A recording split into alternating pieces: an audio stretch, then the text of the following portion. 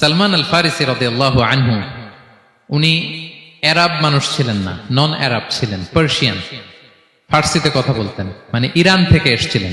উনি প্রথমে অগ্নি উপাসক ছিলেন। কি ছিলেন? অর্থাৎ ওই যে জরাথুষ্ট যারা আগুন দেখলে এরা পূজা করে, আগুনের পূজা যারা করে, জরস্ট্রানিয়ান, এই ধর্মে বিশ্বাসী ছিলেন। আগুনের পূজা করতেন ইরানে। তিনিও আগুনের পূজা করে, তার বাবাও আগুনের পূজা করে।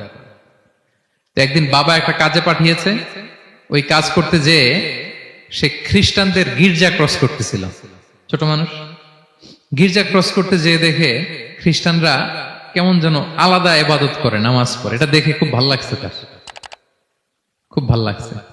বাড়িতে এসে বাবারে বলে, বাবা আমি দেখলাম যে খ্রিস্টানরা তাদের চার্চে গির্জায় নামাজ পড়ে, এটা তো অনেক সুন্দর, আমরা যে আগুনের সামনে যা করি এটার চেয়ে ওইটা সুন্দর।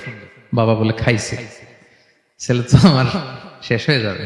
তো বলতেছে, না না বাবা, আমরা যে আগুনের উপাসনা করি এটাই ভালো। উনি বলেন, না, আমি অনেক চিন্তা করেছি, ওরা যেভাবে গডের কাছে চায় ওইটা শ্রেষ্ঠ। বাবার সাথে ছেলের, সালমানের অনেক তর্ক বিতর্ক। পরে বাবা ভাবলেন, যদি ওকে না আটকাই তাইলে প্রভাবিত হয়ে সে খ্রিস্টান হয়ে যেতে পারে। তো ঝগড়া তর্ক বিতর্ক শেষে তার পিতা তাকে শেকলবন্দি করলো। কি করলো? পায়ে শেকল লাগায় রাখছে। কিন্তু ছেলে তো মনে মনে খ্রিস্ট ধর্মের প্রতি আকৃষ্ট হয়ে গেছে। তো ওই খ্রিস্টানরা তার সাথে লুকিয়ে যোগাযোগ করত। সালমান ওই খ্রিস্টানদেরকে বলল যে, তোমাদের খ্রিস্টান ধর্মের উৎপত্তি কোথায়? বলে, সিরিয়াতে। বলতেছে, এখান থেকে কোনো কাফেলা সিরিয়া যাবে নাকি? বলতেছে, হ্যাঁ, মিশনারি ওয়ার্কে একটা কাফেলা আসছে, যাবে। বলতেছে, যেদিন যাবে আমাকে বলবো।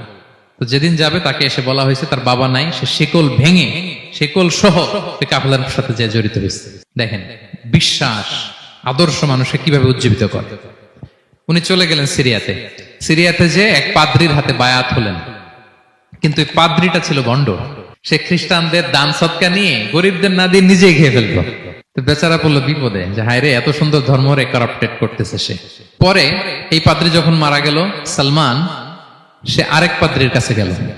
আরেক পাদ্রির কাছে গেল। ওই পাদ্রি আবার অনেক ভালো, খুবই ইবাদত করে। তো ওই পাদ্রি কিছুদিন থাকার পরে ওই পাদ্রিও মারা গেল। ওই মারা যাওয়ার আগে সে জিজ্ঞেস করতেছিল যে, পাদ্রি, এই বর্তমান পৃথিবীতে সবচেয়ে ভালো খ্রিস্টান পাদ্রি কে? বলতেছে, আর কেউ নাই। যদি ভালো খ্রিস্টান পাদ্রি তোমাকে পেতে হয়, জানতে হয়, তোমাকে ইরাকের মোসেল শহরে যেতে হবে। এবার মোসেলে যে সে আরেক খ্রিস্টান পাদ্রির কাছে থাকলো। কিছুদিন পরে ওই পাদ্রিও মারা গেল। তো মৃত্যুর আগে তাকে জিজ্ঞেস করছিল যে, পাদ্রি আপনি বলেন তো, আপনার পরে শ্রেষ্ঠ পাদ্রি কে আছে পৃথিবীতে? সে বলতেছে, আমার পরে শ্রেষ্ঠ কোনো পাদ্রি আর পৃথিবীতে নাই। খ্রিস্টান ধর্ম শেষ হয়ে গিয়েছে, নাই। তবে জেনে রেখো, শেষ জামানার নবী আসার সময় ঘনিয়ে এসছে। তিনি যে এলাকায় আসবে, এলাকাটা চারদিকে পাহাড় বেষ্টিত থাকবে, চারদিকে থাকবে পাহাড়, খেজুরের বাগান, মরুদ্যান। তাকে চেনার আলামত আছে। কি আছে? আলামত আছে। এক নম্বর আলামত হচ্ছে, ওই শেষ নবীকে দানের খাবার দিলে তিনি খায় না, কিন্তু উপহার দিলে সে নেয়, খায়। আর তার পিঠে দুই কাঁধের মাঝখানে একটা নবুয়তির মোহর আছে। সুবহানাল্লাহ। যদি পারো তার কাছে যে বায়াত হো। সালমান আল ফারিসি পাগল হয়ে গেছে ওনার সন্ধান পাওয়ার জন্য। কিভাবে যাবে, কিভাবে যাবে? তো উনি কিছু ছাগল পালতেন। একটা কাফেলা তিনি পেলেন, যে কাফেলা আরব কাফেলা, বনু কালবের কাফেলা, আরব দেশে যাচ্ছে। তাদের সাথে তিনি চুক্তি করলেন যে, আমার যত ছাগল আছে এই ছাগলগুলো তোমাদের দিয়ে দিব, তোমরা কি ওই এলাকায় আমাকে পৌঁছে দিবা? তারা বললেন, হ্যাঁ, পৌঁছে দিব। সব ছাগল দিয়ে দিলেন, রওনা হইলেন ওই এলাকায়। মাঝপথে তারা তার সাথে জুলুম করলো, অন্যায় আচরণ করলো। তাকে দাস হিসেবে বিক্রি করে দিল ইহুদিদের কাছে। ওয়াদি আল কোরআন নামে একটা জায়গা আছে, ওখানকার এক ইহুদির কাছে বিক্রি করে দিল। সে ইহুদির কাছে দাস হিসেবে থাকতে আরম্ভ করলো।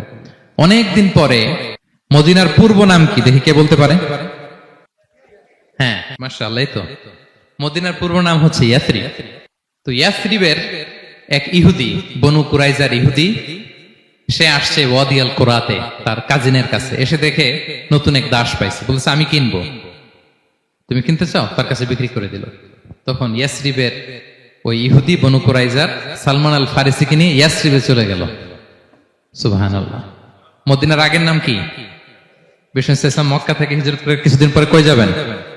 সত্যের অনুসন্ধানে যদি আপনি হন, সত্য আপনি পাবেনই, সত্যের কাছে আপনি পৌঁছাবেন, এতে কোনো সন্দেহ নাই। দেখেন বিষ্ণু ইসলাম ওই এলাকায় আসবেন, আসার আগে আল্লাহ তাআলা সালমানকে নিয়ে ওখানে পৌঁছায় দিয়েছে।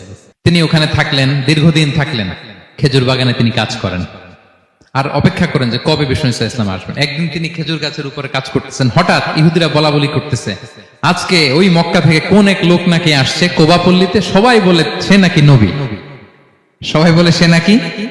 এই কথা শুনে উনি খুশিতে ওই খেজুর গাছ থেকে ধপাস করে নিচে পড়ছে।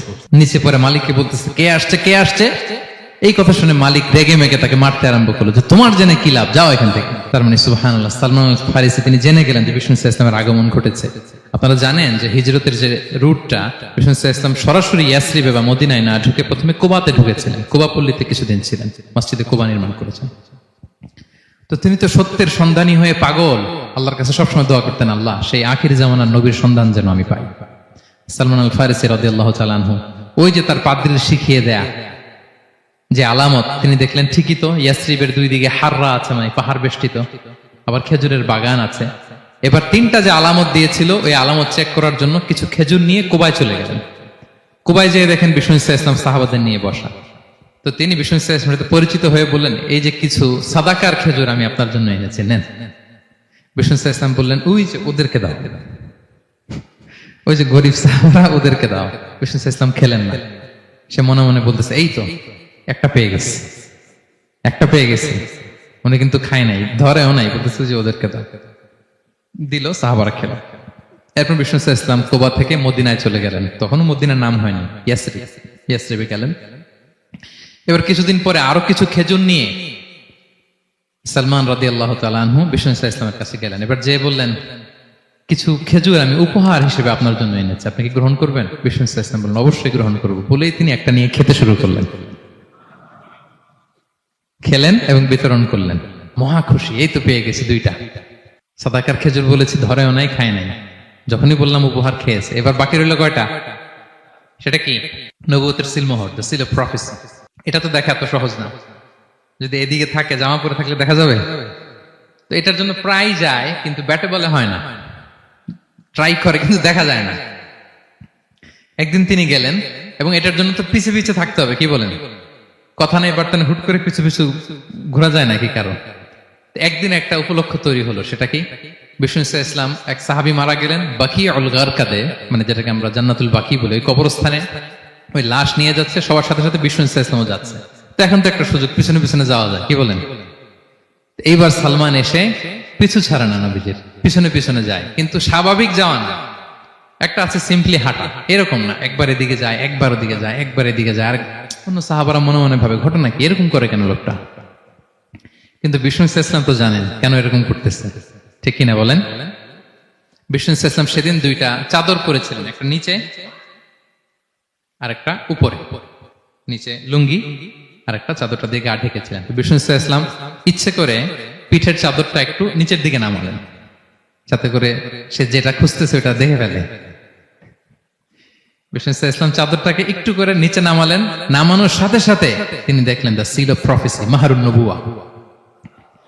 দেখার সাথে সাথে সালমান আল ফারিসি চিৎকার দিয়ে বিশ্বনবীকে জড়িয়ে ধরলেন এবং ওই জায়গাটাতে দুই ঠোঁট দিয়ে চুমু খেলেন, কাঁদতে শুরু করলেন। বিষ্ণু ইসলাম বললেন কেন কাঁদো তুমি? এতক্ষণ আমি আপনাদেরকে যা শোনালাম, সালমান পুরো ঘটনাটা বিষ্ণু ইসলামের কাছে বর্ণনা করলেন। বললেন ইয়া রাসূলুল্লাহ, এই জন্য কাঁদি, আমি ছিলাম অগ্নি উপাসক, সত্যের সন্ধানে আমি খ্রিস্ট ধর্ম গ্রহণ করেছি। 3 খ্রিস্টান পাদ্রী শেষ করে সর্বশেষ যে ভালো পাদ্রীটা, উনি বলছে যে উনি মরার পরে আর কেউ ভালো পাদ্রী নাই, আখির জামার পায়গাম্বার আগমনের সময় এসেছে। পাহাড়ি এলাকা, চারদিকে খেজুর বাগান, এরকম জায়গায় উনি আসবে। আর 3টা সাইন বলেছে, উনি সাদাকা খায় না, উপহার নেয়, খায়, আর তার পিছনে থাকবে মাহরুন নবুয়া, নবুয়ত সিল। সুবহানাল্লাহ। বিষ্ণু ইসলাম খুশি হলেন, তাকে শাহাদা পড়ালেন এবং বললেন যে তোমার এই দাসত্ব থেকে মুক্তির জন্য কি লাগবে? সে বলে যে আমার চুক্তি হয়েছে 300 খেজুর গাছ লাগবে। কয়শো? বিষ্ণু ইসলাম বললেন কে আছো তোমাদের ভাইকে সাহায্য করবা? কেউ 20টা, কেউ 30টা, কেউ 40টা। সব সাহাবারা ডোনেট করে 300 খেজুর দিয়ে দিলেন, খেজুরের গাছ হয়ে গেল। আর 40 গ্রাম স্বর্ণ, এটাও দিতে হবে। তো কোন এক যুদ্ধে বিষ্ণু ইসলাম একটা ছোট্ট স্বর্ণের টুকরে পেয়েছিলেন, বললেন যাও এটা নিয়ে ওজন দাও, ওজন দিলে দেখবা হয়ে গেছে। ওইটা নিয়ে ওজন দেয়া হলো, দেখা গেল মুহূর্তে একেবারে সমানে সমানে 40 গ্রাম হয়ে গেছে। সালমান আল ফারিসি রাদিয়াল্লাহু তাআলা আনহু তারপর থেকে মৃত্যুর আগ পর্যন্ত বিষ্ণু ইসলামের সাথে ছিলেন, সবগুলো যুদ্ধে অংশগ্রহণ করেছেন। এবং 5ম হিজরিতে ওই যে পরীক্ষা খননের কথা আমরা জানি না, দ্য ব্যাটল অফ ট্রেঞ্চ, এই বুদ্ধিটা আসছিল সালমান রাদিয়াল্লাহু তাআলা আনহুর মাথা থেকে। এটা হচ্ছে ওনার ব্রেন চাইল্ড, কারণ আরব দেশে এরকম পরীক্ষা খনন করার ট্রেডিশনই ছিল না। উনি তো আরব দেশের না, আসছে পারস্য থেকে। ওনার এই বুদ্ধি পরামর্শ নিয়ে বিষ্ণু ইসলাম 5ম হিজরিতে পুরো মদিনার চারদিকে খনন করে এই পরীক্ষা